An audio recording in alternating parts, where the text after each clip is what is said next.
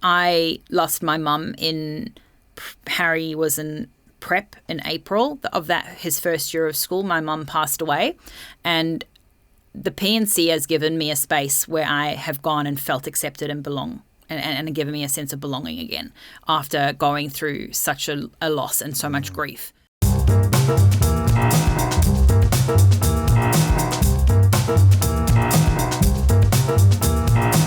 Welcome to the Legacy Collective podcast. My name's Brendan and I'm from School Fun Run.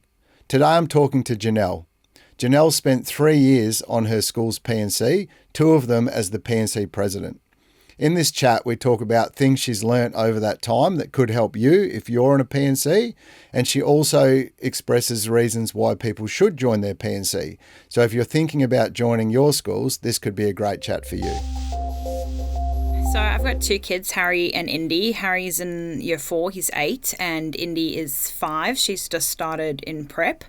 I don't know, where do you start with being a mum? It's all encompassing. It's everything. I do find it really hard because I don't have family here. So not having that village around you that most people have, although these days people are so far spread anyway, that it is becoming more normal to not have family nearby. But yeah, I can't say that it was something that I took to easily. I really struggled finding myself again within motherhood. It becomes so overarching across your whole life that moms in particular, tend to lose their own identity within that. So it took me quite a long time to kind of find myself again, especially after having my first child. But I mean, they're everything. So I mean, that's why I'm here today, because that's what I'm doing. Do you think that's a common thing? Like what you were talking about, having a child, and then do you think most people retrospectively think, oh, who am I now? Like, am I defined as a mother, or am I still Janelle, or am I a bit of both? Do you think most people look at that retrospectively, or before they have the children or child, do they think proactively that this is going to be a big change? They may think about it, but honestly, until you've had a kid and you've experienced it, you just don't know how it's going to impact you. So you could plan all these things or think about everything under the sun, but then once that baby is in your arms and you're solely responsible for them, it's so different to anything that you could imagine. You may try and do it ahead of time, but I think a lot of it is retrospectively, and you're no longer just Janelle or just a mum. You're a combination of all of those plus all of the other roles that you play in life, whether it's wife, business partner, whatever it might be. Mm-hmm. It's then finding what that place is, how mum gets added into that without losing all of the other parts of you, which can be really difficult to do at the beginning. I think especially when they're very little, the newborns, and you're stuck in that 4th trimester, as they call it, it's really easy to get lost in that and to feel like you have lost the other parts of yourself.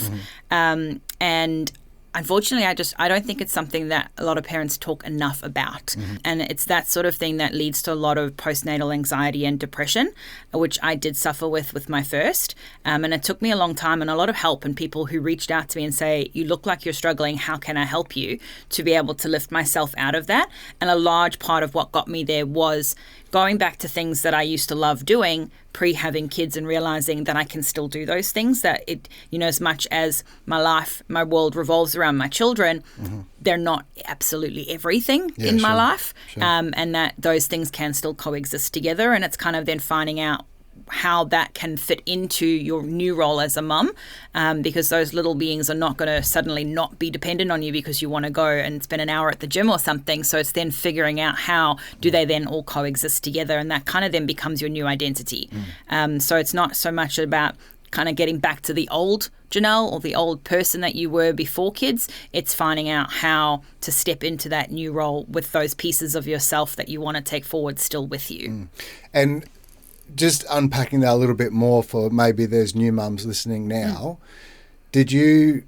can you recall any particular strategies or techniques that you used? Was it literally come down to good planning of your day and your week, or were there other things that you needed? So when I had Harry, I did suffer with a lot of anxiety. I did have a C-section, so it meant in the beginning I had a lot of support around the house. And as soon as those people, my husband started going back to work, my parents went back to South Africa, and I had no support, and I was suddenly left with this baby on my own. Yeah. I was just like, I don't know how to do this, and it caused me so much anxiety. So I did start seeing a psychiatrist, and there were two things that really stuck with me. One was getting out of the house every day. My son started swimming lessons. He was probably about 6 weeks old. Yeah, he was not swimming, but that was more for me than for him. For mum, I could get out of the house and actually be around other people. Yeah. But then the other one was that you'd get so stuck in your own head and, thinking that everything is just so hard. So what the psychiatrist had me do was actually just create a calendar. And on that, if we'd had a bad night's sleep, mark it off as a bad day, the next morning. And by the end of the week or end of the month, I could actually look at that and have a visual aid and going, actually, it wasn't as many bad days as I thought. Wow. Or start to see a trend of going, actually, it's getting easier. Like maybe at the beginning of the month, I had lots of bad days, but as we've gotten towards the end, not so many crosses on the calendar. Yeah. And it was such a visual cue for me to be able to look at it and really see what was happening. Because when you're stuck in that, it is so difficult to kind of look past what's happening right in the moment and to realize it may not actually be as bad as your head is telling you that it is. Yeah. And that was the biggest thing that probably helped me get out of that cycle. So, and that's something that I pass on to any new mums that I've spoken to because it was such a help to me. Yeah, gotcha. And I guess it works the other way too. Like if there's more red crosses appearing, then it's probably time to seek some sort of and then it might be help now before it gets overwhelming, right? Do I go for sleep school or whatever you might be struggling with? Then yes, it's a very visual cue, and I think people who are very visual do need that. Yeah. It's useless being told, it's probably not as bad as you think, and you go, well, thanks, that's great advice. Why didn't I think of that? And I think having the physical proof to see what your week and month looks like, rather than just I feel like it's bad or I feel like it's good, because it would help everybody, like everyone that's trying to help you understand what it actually feels like for you by looking at it on a calendar. I think that's really great advice. And I think every mum is, the experience is different, but for a lot, we, especially with our first kids, we second guess ourselves with absolutely everything.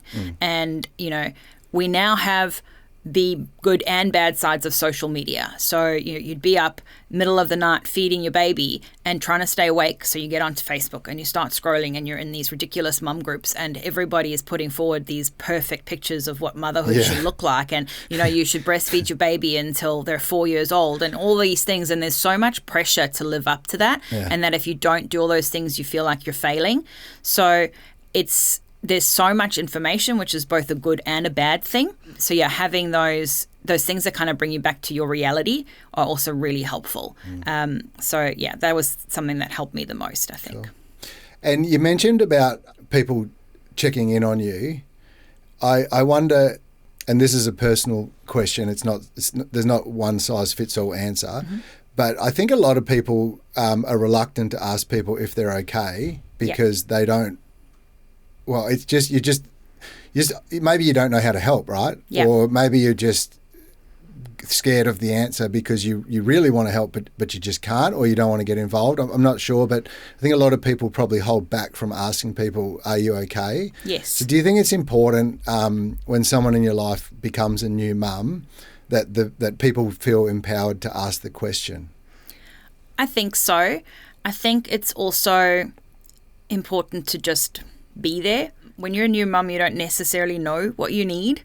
And the biggest help I got from friends was when they just came over and held my baby for me so I could shower. They didn't ask me what I needed or what they could help with, or they just popped in with some food. Yeah. Because going grocery shopping is hard with a newborn. So they just brought some fresh fruit. Obviously a lot of those were mums already, so they've kind of been there, done that, and they know. It's hard to articulate and going, well, I need help with this. So then you don't ask for help. So instead of somebody turning around going, how are you? How can I help? Just coming over and offering some help. It may be the very thing that you didn't know that you needed. Yeah, sure. And I suppose it creates the space, right? Like if someone, you hear those romantic stories of the old days of people bringing casseroles to each other's house and things like that. And the point is you're there. Yep. And once you're there, you get into conversation. And once you're into conversation, you may not even have to ask the question. Someone might say, I'm struggling with this. Or to your point, can you hold the baby for a while so I can have a shower? Yes. Because you just happen to be here with a casserole. Yeah. So that's really good advice. Yeah. The reason for the chat today is because you were on a PNC, and obviously at School Fun Run we work with P&Cs Yep. pretty much exclusively, although sometimes teachers do step up and hold a fun run. Mm-hmm. So I wanted to ask you a few questions about that, quite a few actually. I'm very excited to have you here. I got to tell you, my head's racing at how many topics I want to cover with you. But let's start with why you joined the P&C. That's probably the most topical one for me. I always have so much respect for parents that commit to a volunteer role at the school. Yeah.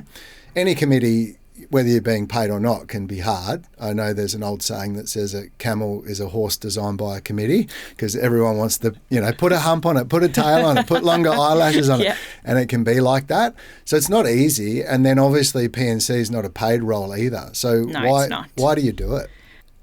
I don't know. There wasn't necessarily anything that was like, oh, I must join the P&C. I've always known I've wanted to be involved in my kids' education, and short of being a teacher, that's, volunteering at the school is the way for me to be able to do that. Why is that important? I understand what you're saying, but why? I guess that's how I grew up. My mum was a primary school teacher, and she taught at the school that I went to. So I've always had her. She was always involved merely by the fact of just being there. Wow, so your mum taught at the school that you went to? Yes, and my primary school. You look back at that and that's a fundamental part of your life, which is cool, because not many people, I wouldn't imagine many people go to a school where their mum is a teacher, especially primary school. Yes. So you literally go to work with your mum and then home with your mum. So Pretty much. That's a bond. Yeah, and I spent most of my school holidays, helping contact things and clean classrooms and set her up, for she was a year one teacher. So, getting things ready for the little new kids that were coming in. And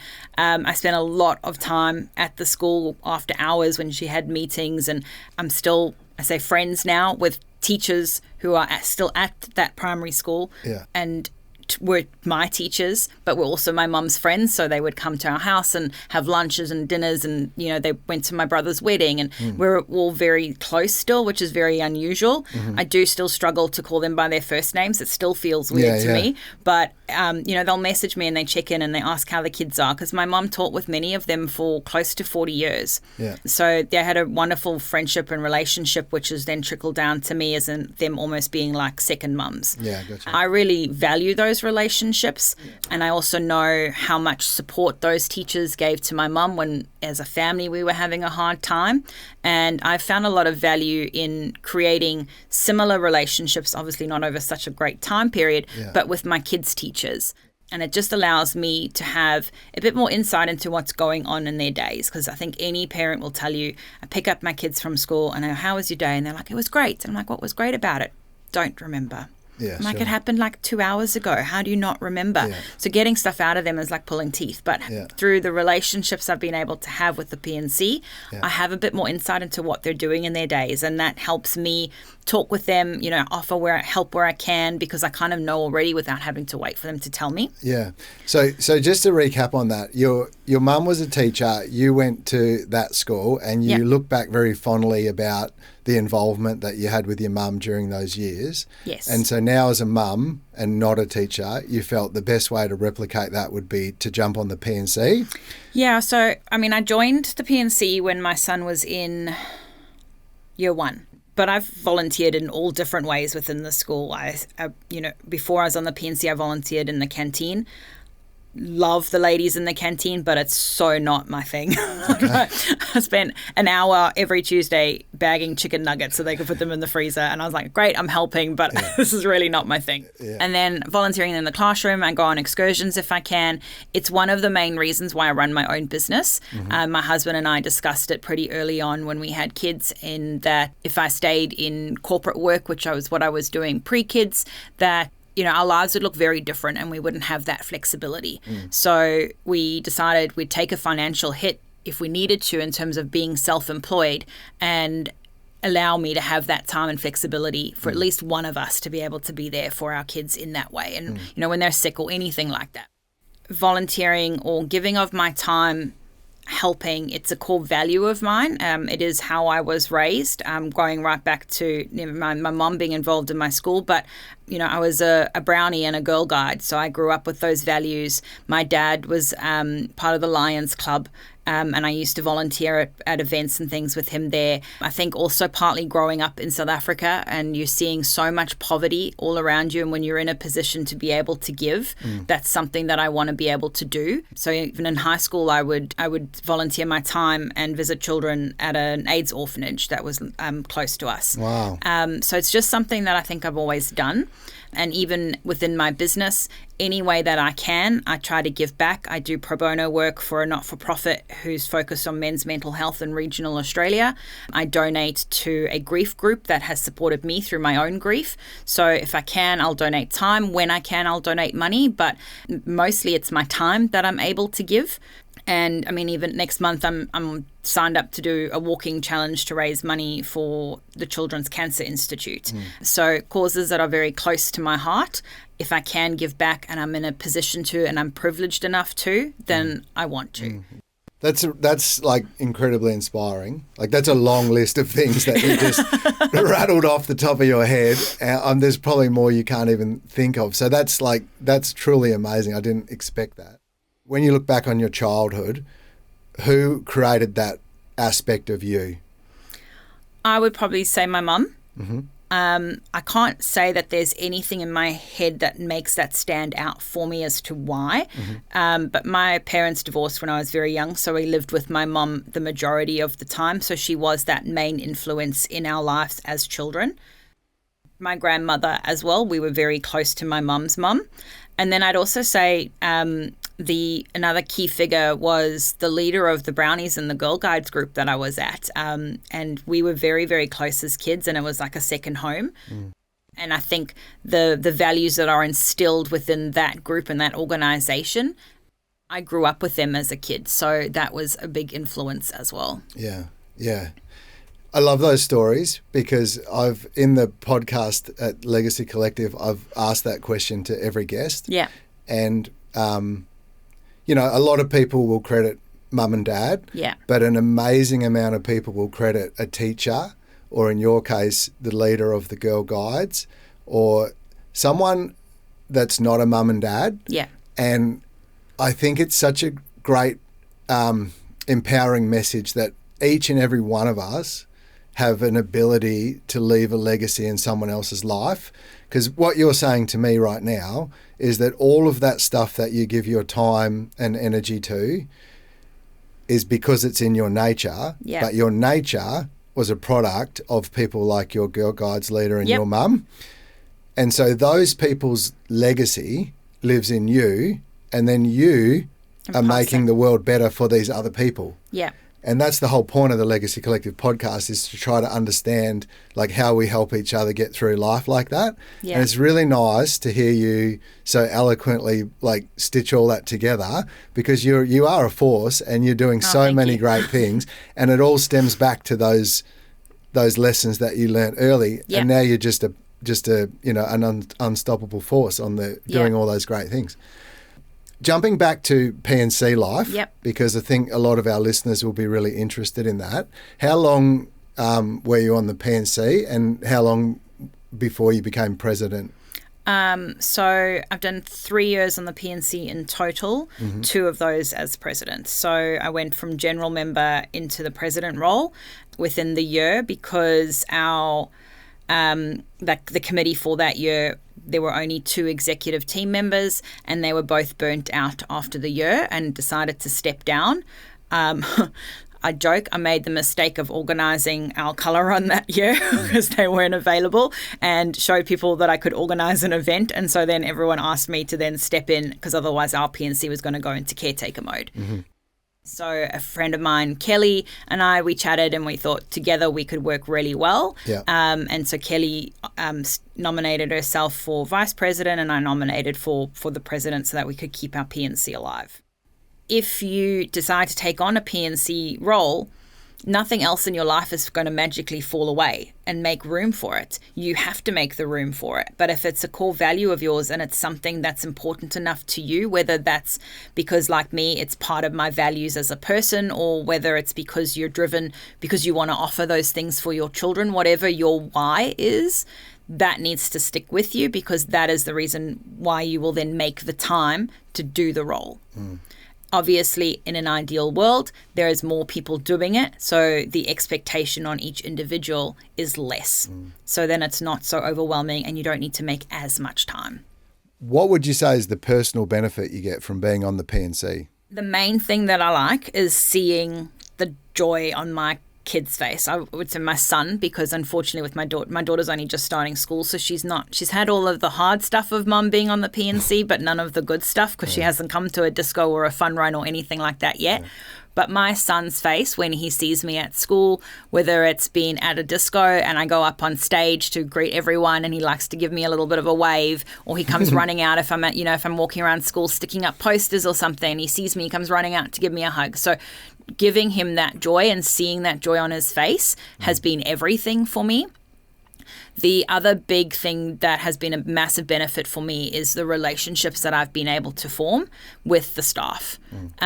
So just by virtue of being on the school grounds a lot, I joke that I should just move in, but I'm there a lot. So I just chat to people, virtue of also being self-employed. I don't have a team, so when I go to school, I get to have a chat with other adults.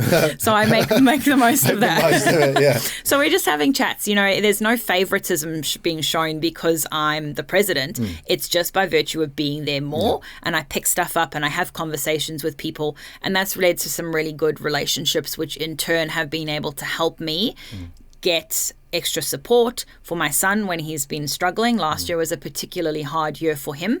So we needed some extra support, and I felt comfortable enough being able to go to the school and ask for that support because I have those relationships in place. So that's been the two biggest benefits for me.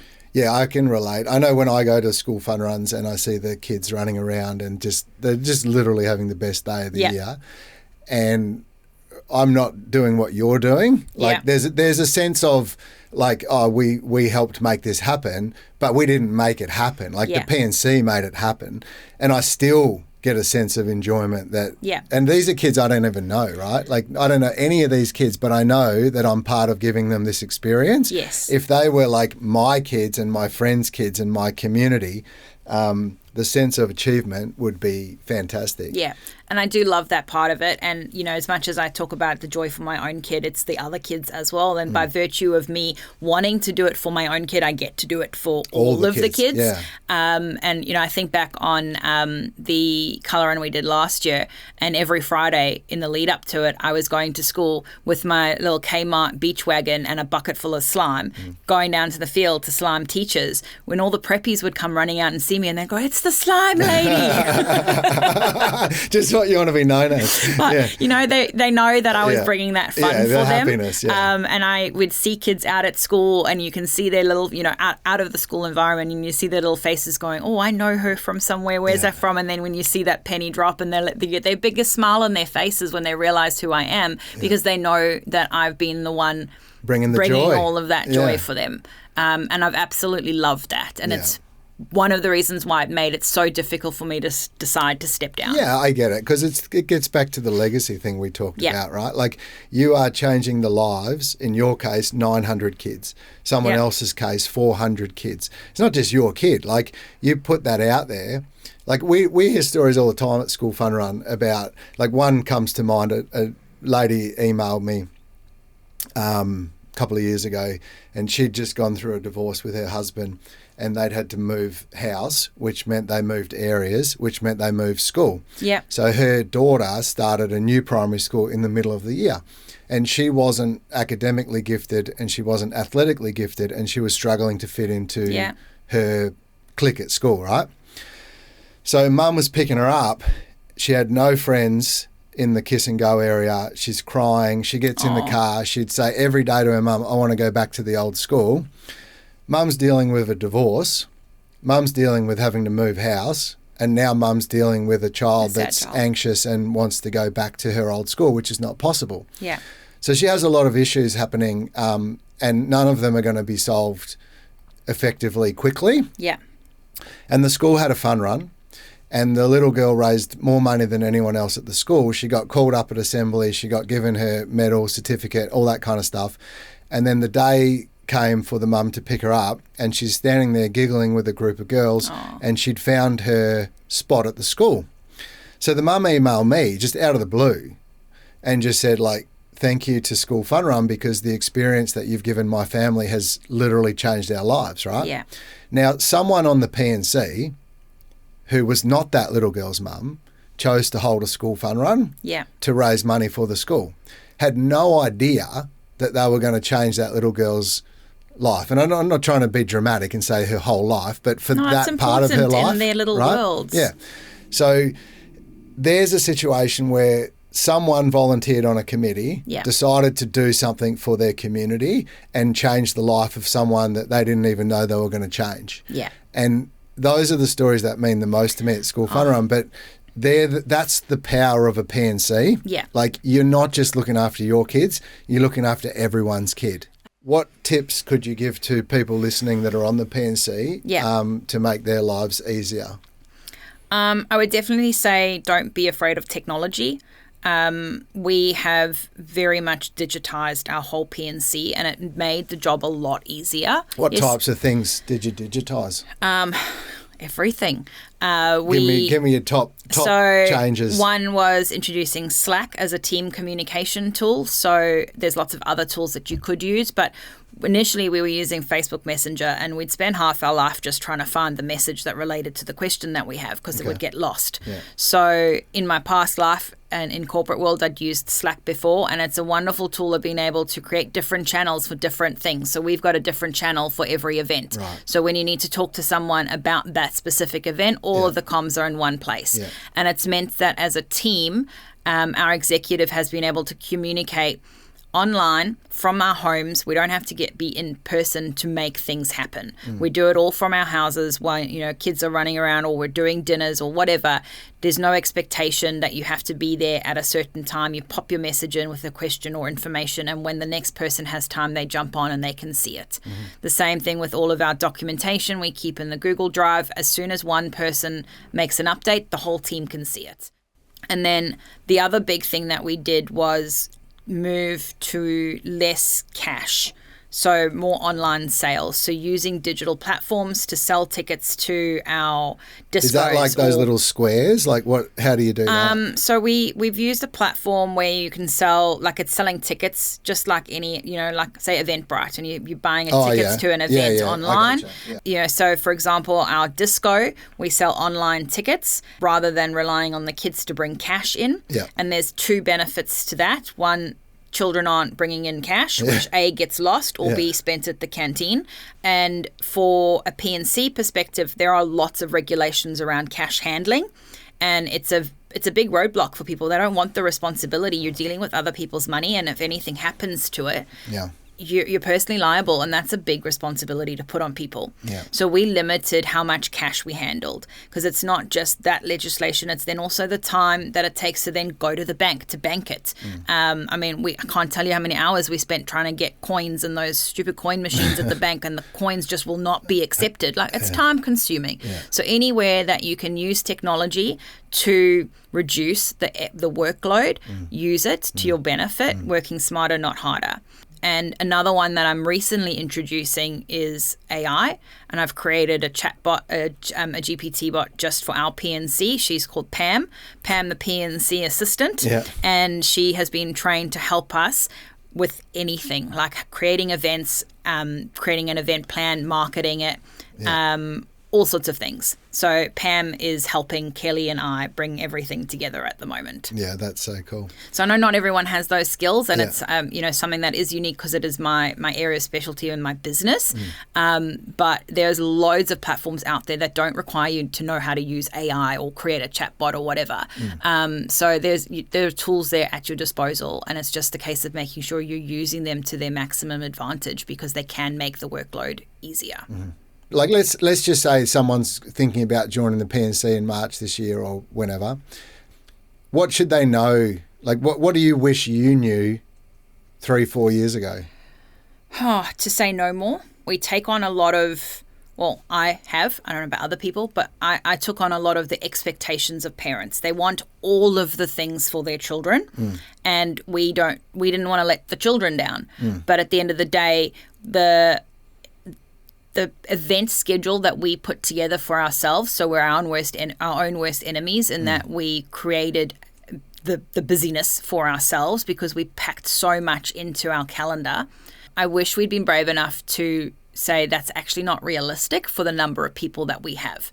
Instead, we worked ourselves to the bone to pull it off, which one obviously made us burnt out, but two, made it look like it's achievable. Like you're doing it to please the parents by the sound of it. Yes and no. Not necessarily please the parents. I mean, it's at the end of the day, it's for the kids. The kids love the events and we want to deliver as much fun as we can for them. But on the flip side, yes, if there's things that we get taken out of the calendar or when you change the way things are done, we've copped a lot of backlash from parents who haven't liked some of the decisions that we've made or events that we've decided to cancel. And it's then, so not necessarily trying to please them, but you are having to deal with that fallout, and that negativity can be really difficult to manage. Yeah, sure. But do you think as adults, we sometimes overthink the needs of the kids and we want it to be like, you know, we're planning a wedding as opposed to we're planning a fun run? Yep. Yeah, absolutely. You know, I think about one of the harder events that we run. They're relatively simple to organise, but are actually really difficult to do in reality, and that's our Mother's Day and Father's Day stalls. And everyone goes, but the kids love it. They love coming up to go, you know, buy something from the stall, and mum and dad don't have to take them to the shops and they get to choose something for their parents. And yes, I'm sure they do love it. Our reality though is, while it may be easy to organise, it's really difficult to find the number of volunteers that we need to run it on the day. And it is nearly a week's worth of days with a school of our size. It needs to run over 3 or 4 days. So that's nearly a week's worth of time. So if the format of delivering that event doesn't match our reality, yes, the kids might be a little bit sad if we change the format. But once they've done it, you know, they're not going to think back, oh, but last year was so much better. They're going to have fun with what you're offering in the first place. And then the next year it becomes, well, it's even easier now because they're used to it from the year before. So I think we overthink the disappointment that the kids will have. I think, yes, maybe they might go, oh, yeah, I've missed that a little bit. But actually the other thing that they offered instead was a lot of fun too. And so then it's just a case of we're holding on to it as parents because we feel that our kids are holding on to it, but they're so much more resilient than we give them credit for.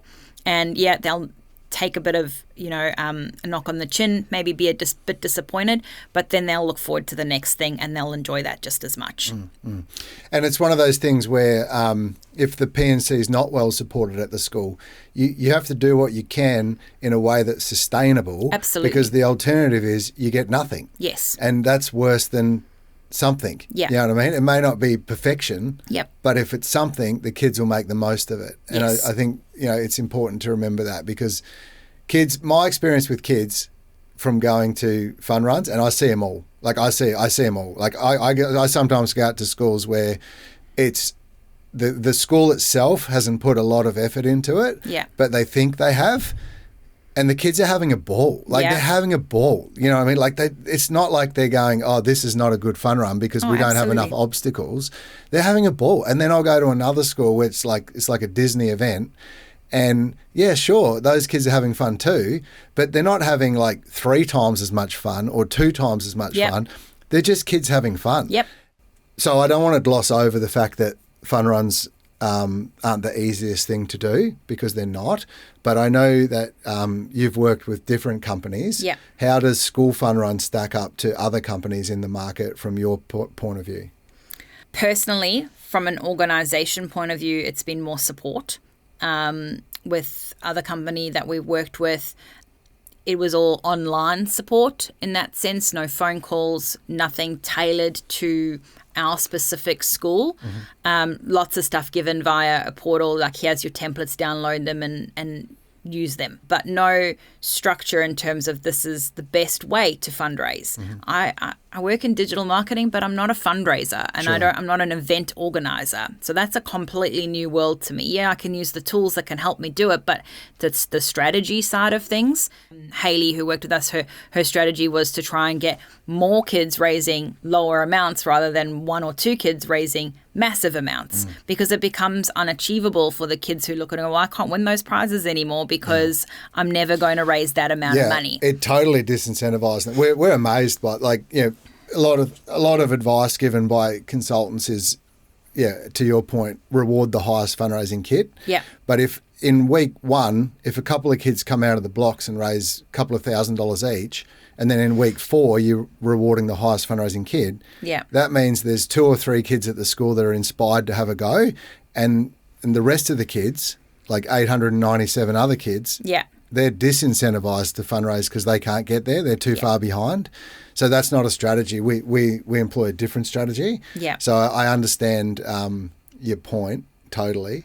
Yeah. So that worked better for our school. Yeah. But it was, I mean, the actual strategy aside, it was just nice to have someone help me come up with that strategy, because in years before, I just fumbled my way through it and going, well, I think this is what I should be doing, and not really having any of that guidance. I guess that's that the was beauty invaluable of to me. Yeah, we call them fundraising coaches. Yeah. And it's a shame you're not doing one this year because we restructured. Oh, so yes. your coach, Hayley, is now head of customer service. Oh, yeah. So we now have 2 layers of support for every school, because you get your coach, but then Hayley's also working hand in glove with that coach. Yeah. And so, we've put on more stuff. So it's even better now because each coach has a smaller caseload, but then they also have Hayley riding shotgun over their caseload. So the level of support we can offer hopefully is next level. From the parent point of view, one of the bigger differences, because really most parents didn't even realize that we had changed companies when we did it, was that last year we didn't have the sunnies and the headbands that we'd had in previous years. Some parents like them. The kids love them, but they're going to have fun regardless. None of the kids complained that they didn't get sunnies and headbands last year, but there were a few parents that they use them from a safety perspective. The kids get the color powder in their eyes, and the sunnies help them with that. But honestly, we'd spend an extra hour at least at the end of Fun Run going to pick up these sunnies that have just been dropped on the floor at the end of the day, and it just goes into the bin. So it's an absolute waste. If your kid's sensitive, send an old pair of sunnies with them. I mean, I've got a million lying around at home just from fancy dress and whatnot. We think about that like shoes, right? Like your kid brings their own shoes. Yes. And most kids have a pair of sunnies to wear, and it saves all that single-use plastic. Like literally nearly 400,000 kids take part in School Fun Run. If they each got a pair of sunglasses, that's 400,000 sunglasses, most of which get broken on the day, that just go to landfill, and as you say. So our school's really focused on trying to reduce waste wherever they can. For instance, they don't print stuff to send home. It's all digital communications. And for that same reason, half of it lands up on the oval or littered around the school, and then somebody's got to go around and pick it all up. And it's just a waste of money and resources. So in that sense, there's workarounds. If it's a safety thing, there's something else that can be done. And at the end of the day, there's just less waste. So that wasn't an issue for us, but parents did notice it last year. Yeah, sure. Next time we do another one, it won't be such a big deal because it won't have gone from doing one where we had them to one without. Yeah, so, they get used to the change. Sure. And I think also, like, which you would appreciate is, as a fundraising consultancy, the question is, where are you going to spend your money, right? Do you invest in things like sunglasses, or do you invest in things like support? Because what we just talked about was the support you got from your coach, which is conceptual for people that haven't booked a fun run or had a fun run. There's instant gratification to getting something for free, and then there's trying to explain to people that you get an increased level of support. One is tangible and one is conceptual. But at the end of the day, they both cost money. So where, as a company, do you choose to invest?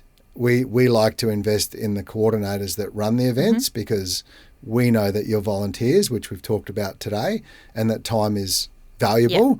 So we love being there with you and helping you tailor all of, like, as you know, every school that works with us gets a custom-made fundraising plan that's unique to their school.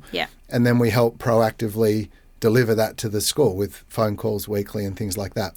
And that's where we like to be, is with you guys in the committee. And as leader of the PNC, I have felt that it's my role to not just protect but support in any way I can those parents who are willing to give their time. to make the job easier, to remove roadblocks, so that more parents would then want to do it. So anything that I can do that makes it less work for volunteers is where I'm going to go. And a whole bunch of plastic sunnies. One, more work for us because we have to distribute all of them. We have to sit and count them all into individual classrooms and then distribute them to those classes. That's a lot for 900 students. So, but then also having that support of you're not on your own trying to come up with this fundraiser, and having somebody there to help with the strategy and the thinking and giving you a step-by-step action plan going, this is what you do and let's figure out how you do it. So you're not on your own, because I think so many PNC members feel like they're on their own when they're doing these things. They haven't had handovers from previous committees. There's no documentation. And all of that is a symptom of the fact that people are just busy, and you do as much as you can with the time that you have. And anything that's not essential gets dropped on the wayside. And often that's documentation and handovers. And it just becomes a vicious cycle.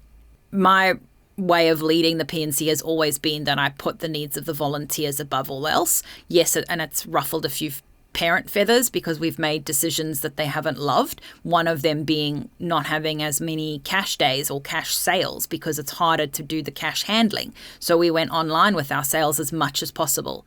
And then things like when our meetings are held, that's a majority vote for the parents that are there, putting up their hand and putting up their time already, not those who go, oh, if you change the meeting time, then I could come, because they don't end up coming anyway. So that's always where my focus would be, is to try and make the job easier. And for me, School Fun Run does that for us. And just as we wrap up, can you share any last thoughts on why people should join their PNC? It's also a really great way to find your own place within the school community. You spoke about that little girl who was struggling to find her friends. I know so many parents who feel the same way. I mean, myself, for example, we moved to the Coomera area in February 2020. March 2020, we went into lockdown. So we barely met anyone. We barely saw a soul for a year. And then we got thrown into the school environment in a place where I knew no parents, and I was really lacking that community. And I didn't grow up on the Gold Coast, so I didn't have that existing group of friends. So the PNC has given me that place where I found my own parent friends too. So it's a really great place for parents to also find their own community too. And I think that often gets overlooked because I've never thought about it. Because if your parents want to go and see their mum friends, then they want to be at school. They want to come and have a chat. They want to be there. And then giving of your time is just something that comes along with that, because there's that extra benefit that they're getting personally. It's not just them giving their time for everyone else. They're doing it for themselves as well. And I think that is really beneficial to parents too. Yeah, I couldn't agree more. It's a group of like-minded people. Yeah. And you come together with a common cause. Yes. And that's a powerful thing. I've never really thought about it like that, but I really like that. Like the whole parents and friends has a whole new term now for me. It's like parents are friends, and we do this thing on the committee. I guess one question for you before we wrap it up would be the definition of a PNC. Like we use that term, right? Oh, I'm on the PNC. But what is, like, to you, what is a PNC? Yeah. Something that I've thought about a lot actually recently, because in the position that I've been in, it's felt very much that the PNC is just Kelly and I, which is not the case at all. It's a group of parents. So to me, regardless of whether parents have officially become a member of the PNC or not, they're part of it anyway. The parent is quite literally in the name. It is our group. And your level of involvement determines what you get out of it. Those that aren't involved at all are getting nothing out of it, where they could be. They could be getting that community if that's what they're craving. It's there for them to use in that sense and to get those benefits out of it. On the flip side, so parent involvement and owning that as a whole group of parents, like you said, we've probably got 600 families. That whole group of parents is responsible for our PNC, and that is responsible for it thriving as well as whether it survives or not. But for me, it's also a privilege. It's not just a responsibility. To me, it's a privilege to be able to be involved in your kids' schooling, to be able to see what goes on behind the scenes and to know the impact that it has on them, beyond just what they come home and tell you. The PNC gives you the opportunities to do all of those things. And if there's an avenue that you can reach out to that's existing that can give you that, then use it. It's there for the whole parent body to make a community out of, not just the core or a few people who put up their hands to lead it. So that's my biggest takeaway for parents, is to be involved because it's there for them as well as the students. And I love that, because I'm sure there's people listening to this who are new to their school community, and hearing that would be incredibly insightful, because they don't know what a PNC, they know it exists, but I'm not sure what it does. Yes. I'm not sure what it involves, and I'm certainly not sure what the reward is for me to join it. Yes. And so to hear you say those things, I'm sure will be very eye-opening for people. I say, so coming from South Africa, we don't have PNCs or PNFs, or we don't have those. They don't exist. So it was a whole new world to me when I started at school, and friends of mine who've had kids that had already started school, and they're like, oh, this is the PNC. And I'm like, what is that? What does that even mean? So it was a massive eye-opener for me. I lost my mum Harry was in prep in April of his first year of school. My mum passed away, and the PNC has given me a space where I have gone and felt accepted and belong, and given me a sense of belonging again after going through such a loss and so much grief. It's not the only thing, but it was an avenue there for me that got me out of the house. It got me involved being around people, and it massively helped in that sense. And obviously not every parent is going to be coming into it from that same position that I was in, but there are other reasons that people might be seeking community and support.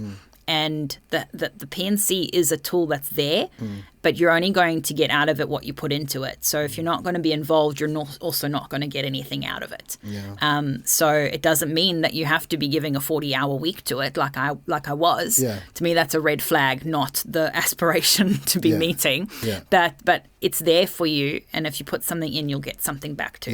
Yeah. I've always said that like primary school is the heart of local community, and I guess the PNC is the heart of that heart. Like that is like, if you want to be part of your local community and your kids go to the local primary school, joining the PNC is about as community focused as you could possibly get. Absolutely. And I mean, we've met local business owners because we've reached out to them to be stockers for our stalls. So we've gotten to know people who run small businesses in the area. We've gotten to know people who run the bigger businesses in the area, because we reach out and we form those relationships, and you really do start to get a sense of belonging within the wider community, not just you've got 600 families in a suburb. That's like a lot of the suburb, right? Yes. Like you really are the middle of everything. Yeah. Oh, that's so cool. Well, thank you so much. I've really enjoyed chatting to you, and I hope that people have listened to the chat and got a lot out of it. I hope so. I'm sure they would have. You've been amazing. Thank you. And thank you for all the good work you do in the community. That was an incredible list of things that you support. And thank you for inviting me. It was fun. You're My welcome. first podcast. Thanks for listening to today's episode of the Legacy Collective podcast. Copyright by School Fun Run. Today's episode was brought to you by Funzy. You can find out more at funzy.com.au. And if you'd like to access other podcasts, we produce one called Chase the Fun. It's narrated by Chase the Cheetah, and it's made specifically for kids in primary school to help them develop characters to become the best human beings they can be. See you in the next episode.